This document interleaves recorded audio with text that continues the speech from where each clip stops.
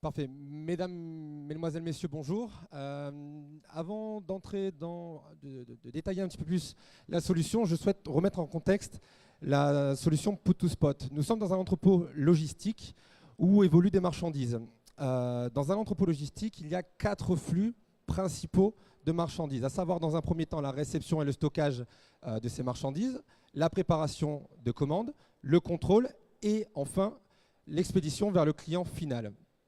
Le logisticien, en règle générale, constate, malgré le contrôle qui est fait en phase numéro 3, des erreurs, ce qui pour lui a pour une conséquence à la fois des conséquences donc financières, mais également physiques.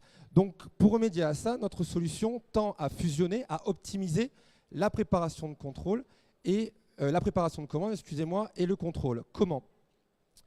Eh bien, vous avez un système, un préparateur de commande classique avec un ordinateur embarqué.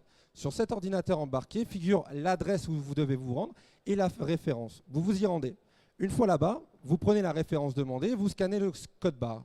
À ce moment-là seulement, l'information vous est donnée de la quantité totale à prélever. Et comme vous le voyez ici, il y a plusieurs spots lumineux. Vous préparez plusieurs clients en même temps. Donc, un risque de vous tromper. Le spot lumineux vous indique à la fois le client à préparer et vous déposez la quantité à prélever. Lorsque vous avez terminé, ou vous pensez avoir terminé et avoir prélevé la quantité nécessaire, il y a là justement l'intérêt de la solution, il y a le contrôle pondéral. Donc vous avez des capteurs qui se trouvent juste ici, et si en validant la préparation, le poids attendu par le système d'information correspond au poids qui se trouve sur vos fourches, vous passez à la commande suivante ou au client suivant. Si ce n'est pas le cas, vous avez un avertisseur sonore qui provient de l'ordinateur et qui vous dit, ou plutôt qui vous notifie, vous devez vérifier ce que vous venez de faire. Donc ce système, on lui a donné un terme générique qui s'appelle le pick and control, prélever et contrôler en même temps. Pourquoi? Pour bénéficier des effets de synergie au sein des revendeurs de chariots de manutention qui ont un réseau européen, voire mondial. C'est vraiment là l'intérêt d'avoir cet anglicisme.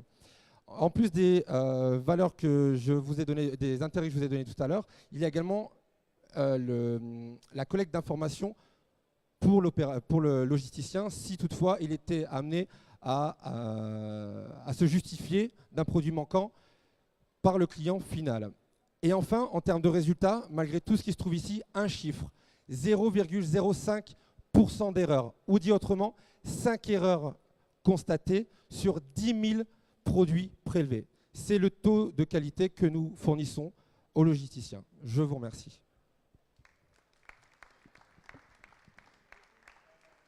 Merci beaucoup, Florent. Est-ce que le jury a des questions? Une question pour Florent?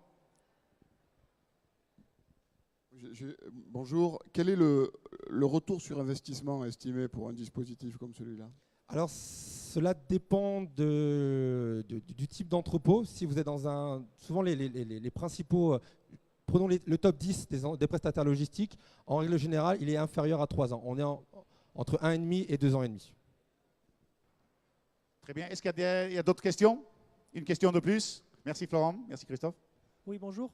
En fait, j'aurais voulu savoir quelle est la marge d'erreur en fait sur la pesée que vous avez sur les chariots. Par exemple, si on a des produits qui sont extrêmement légers. Oui. Alors, le pick and control est un terme générique. Ici, je vous ai présenté la préparation de commandes pour les magasins, Auchan, Carrefour, etc., les hypermarchés. Sur notre stand 34, on a ce type de solution pour le e-commerce. Donc pour les fourches, par exemple, on peut aller jusqu'à 200 grammes de précision. Si on est sur du e-commerce, on peut aller jusqu'à 10 grammes en termes de marchandises. Voilà. OK, très bien. Merci Florent, merci Balaya, merci jury. Alors, moi je me mets là. Le public, vous avez le droit de voter.